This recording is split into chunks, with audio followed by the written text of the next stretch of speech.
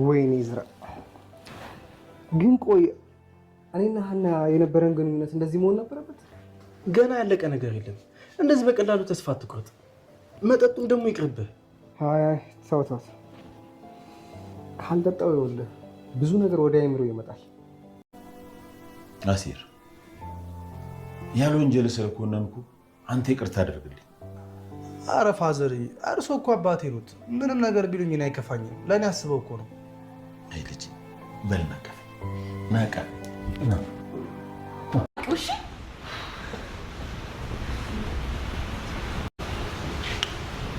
የተባልሽውን ነገር በደንብ ሰምተሻል አንቺ ድንጋይ? አዎ ሰምቻለሁ።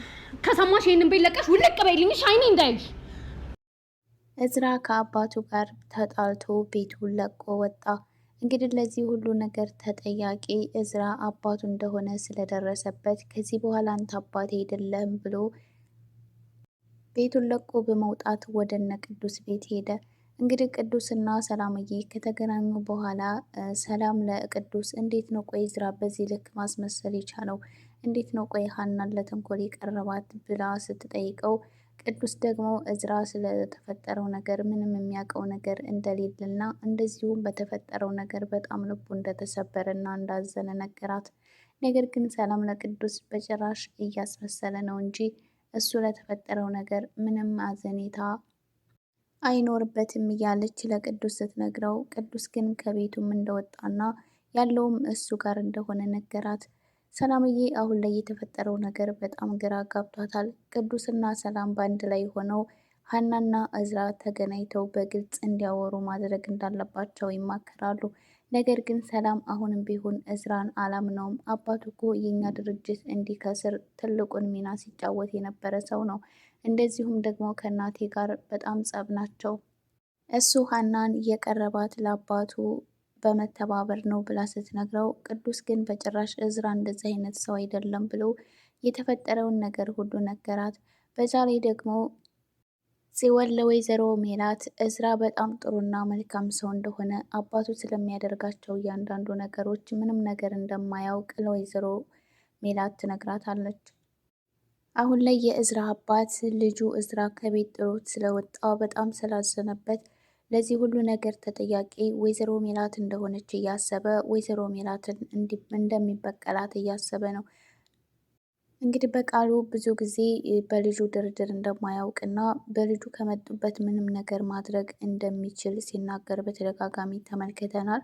አሁን ግን የጸባቸው መነሻና እንደዚሁም ቤቱን ለቆ እንዲወጣ ያደረገው የወይዘሮ ሜላት የሽምግልናው አልቀበል ባይነትና እስከ ዛሬ የነበራቸውን ጸብ ሁሉ እዝራ ስላወቀ በዚህ ምክንያት ስለሆነ ለዚህ ሁሉ ነገር ተጠያቂ ደግሞ ወይዘሮ ሜላት ናት እያለ ነበር ማለት ነው። እንግዲህ እዝራ አሁን ላይ ነገሮች ሁሉ ከተበላሹ ጊዜ ጀምሮ በጣም አብዝቶ መጠጣትና ቤት ውስጥ አምሽቶ መግባት እንደዚሁም ደግሞ ያለመረጋጋት ስሜት ይታይበታል ማለት ነው። እንግዲህ ቅዱስ በማንኛውም ሰዓት አብሮት ነበረ። እንግዲህ እዝራ ለማረጋጋትና እየተፈጠረውን ነገር ቆም ብሎ እንዲያስብ ነገሩን በንግግር እንዲፈታ እየመከረው ነበረ ማለት ነው። ነገር ግን ሀና ደግሞ የምታወራው አይነት እንዳልሆነ እዝራ ሲናገር ነበረ ማለት ነው።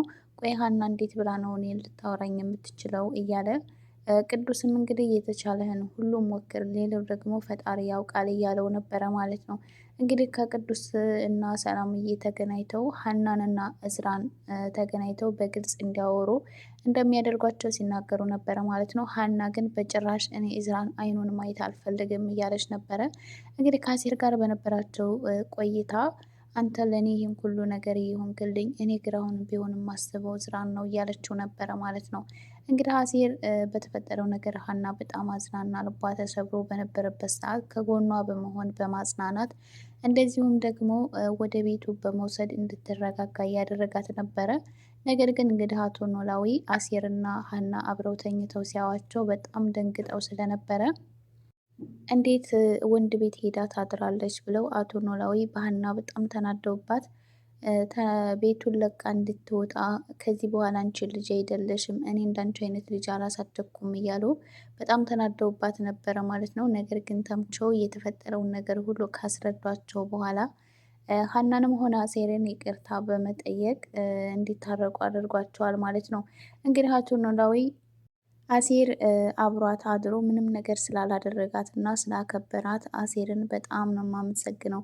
አንተ በእውነት እንደዚህ እንደማታደርግ እያወቅሁ አንተን መጠርጠር አልነበረብኝም ብለው ይቅርታ ይጠይቁታል ማለት ነው። እንግዲህ አሴርም እንዳልተቀየማቸውና ምንም ነገር ቢናገሩ ደግሞ ትክክል እንደሆኑ ተናግሮ ይታረቃሉ ማለት ነው። እንግዲህ ጽዮን ደግሞ እዛ ቤት እነ ወይዘሮ ሜላት ቤት አቶ በቃሉ እስከ ዛሬ አስሮ ይዟት ነበረ። አሁን ላይ ግን ነፃነሽ ብሎ ለቋታል። የትም የሚሄዱበት ቦታ ስለሌላቸው ወደ እነ ወይዘሮ ሜላት ቤት ነበረ እየሄዱት ማለት ነው። ነገር ግን እዛ ቤት ውስጥ በመኖራቸው ሰላምዬም ሆኑ ሀና ደስተኞች አይደሉም ማለት ነው። እንግዲህ ሀናና ጽዮን እስከ ዛሬ በነበራቸው የጸብ ምክንያት እንግዲህ በእዝራ ምክንያት በጣም ብዙ ጊዜ ሲጣሉ ነበረ። ጽዮን እዝራን እንደምትወደውና የራሷን ለማድረግ በጣም ብዙ ጊዜ ስትሞክር ነበረ። እዝራ እና ሀና እንዲጣሉ በጣም ብዙ ነገሮችንም ስታደርግ ነበረ ማለት ነው። ነገር ግን አሁን ደግሞ የምትሄድበት አታ ወደ እነሱ ቤት ስትሄድ ሀናና ሰላም ደግሞ ዓይንሽን ማየት አንፈልግም፣ እዚህ ቤት ውስጥ መኖር አትችይም እያሉ ሲያመናጭቋት ነበረ ማለት ነው። እንግዲህ ወይዘሮ ሜላት ደግሞ እዚህ ቤት እስከሚፈልጉት ጊዜ ድረስ መቆየት ይችላሉ፣ ማንም ሰው ከዚህ ቤት ሊያባረራቸው አይችልም ብላ ለነሱ እየተከላከለችላቸው ነበረ ማለት ነው። እንግዲህ ሀናም ጽዮንን እዚህ ቤት በቆየሽ ቁጥር ሞትሽን እያፋጠንሽው ነው እያለቻት እየዛተችባት ነበረ ማለት ነው። እንግዲህ የጽዮንና የነ ሀና የጸባቸው ምክንያት ምን እንደሆነ ቤቲ ባይገባትም በተደጋጋሚ ጽዮንን ለመጠየቅ እየሞከረች ነበረ። ጽዮን ግን ትምህርት ቤት አብረው እንደሚማሩ ብቻ ነው የነገረቻት ማለት ነው። እንግዲህ እስከዛሬ ምን ስታደርጋቸው እንደነበረች አታውቅም ማለት ነው። ጽዮን እንግዲህ እስከዛሬ በጣም ተንኮለኛና ሴረኛ ብትሆንም ነገር ግን አሁን ላይ በጣም ነው የምታሳዝነው። እንግዲህ ከእህቷ ጋር የትም የሚሄዱበት ቦታ ስለሌላቸው እዛ ቤት ውስጥ በግዴታ እየኖሩ ነው ማለት ነው።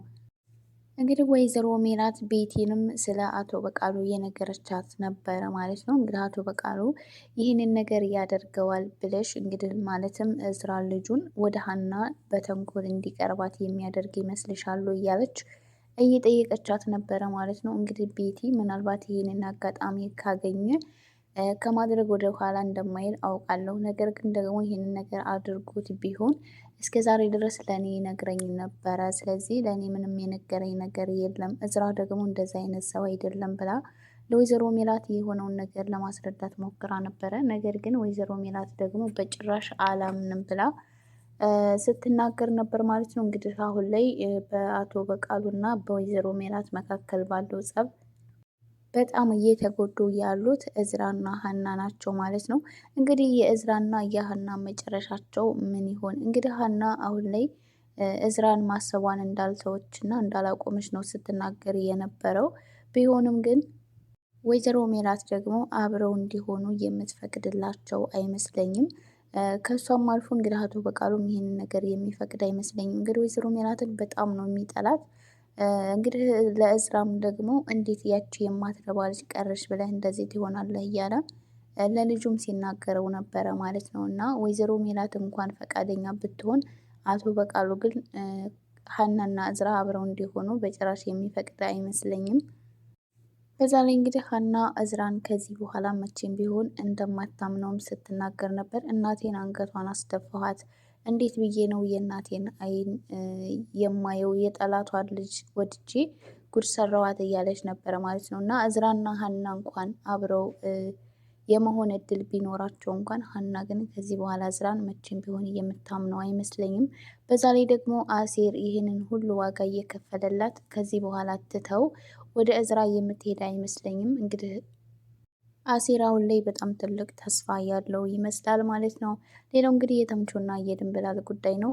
ድንብላልና ተምቾ አሁን ላይ አብረው የመሆን ሀሳብ እያሰቡ ይገኛሉ። ነገር ግን አሁን ላይ እርግብ በመካከላቸው ገብታ ልትለያያቸው እየሞከረች ነው። እንግዲህ ብዙ ጊዜ ድንብላልን ተምቾን የራሷ እንደምታደርገውና ከሷ እንደምትቀማት መጀመሪያም የኔ ነበረ አሁንም ቢሆን የኔ ነው ብላ ብዙ ጊዜ የዛተችባት ነው ማለት ነው። እንግዲህ ድንብላልም ደግሞ ከሱ ከአንቺ ይልቅ እኔን መርጦኛል እያለቻትም ነበረ። እንግዲህ ምናልባት በሁለቱ መካከል ትልቅ ጦርነት የሚጀምርበት ጊዜ የደረሰ ይመስላል። እንግዲህ ኖላዊ ድራማ የሚያልቅበት ጊዜ እየተቃረበ ቢመስልም ነገር ግን በጣም ብዙ አጓጊ የሆኑ ነገሮች እና ልብ አንጠልጣይ የሆኑ ነገሮች እየተፈጠሩ ይገኛሉ ማለት ነው። እንግዲህ የኖላዊ ድራማ ተከታታዮች ሀና ከማን ጋር ብትሆን ነው ይሻላል ብላችሁ የምታስቡት? እስኪ ኮሜንት ላይ ጻፉ። እንግዲህ በነገራችን ላይ ሀናና እዝራ በቤተሰቦቻቸው ጸብ ምክንያት ተለያይተው መቅረት የለባቸው ማለት እንግዲህ በልጆቻቸው ምክንያት ሁለቱም ቤተሰቦች ተስማምተው እርቅ ቢያወርዱ ትንሽ መልካም ነበረ። ነገር ግን ከሆነም ደግሞ አሴር ለሀና በጣም ብዙ ዋጋ ስለከፈለላት አሴር የሀና ቢሆን በጣም ደስ ይላል ማለት ነው። ውድ ተመልካቾቼ ለቻናል አዲስ የሆናችሁ ሰብስክራይብ እንደዚሁም ላይክ በማድረግ ቤተሰብ ሆኖ ቤተሰብ የሆናችሁን ከልብ እናመሰግናለን። እንደዚሁም ሀሳብ አስተያየታችሁን ኮሜንት ላይ በማስቀመጥ አበረታቱን። በቀጣይ ቪዲዮ እስከምንገናኝ ሰላማችሁ ይብዛልኝ።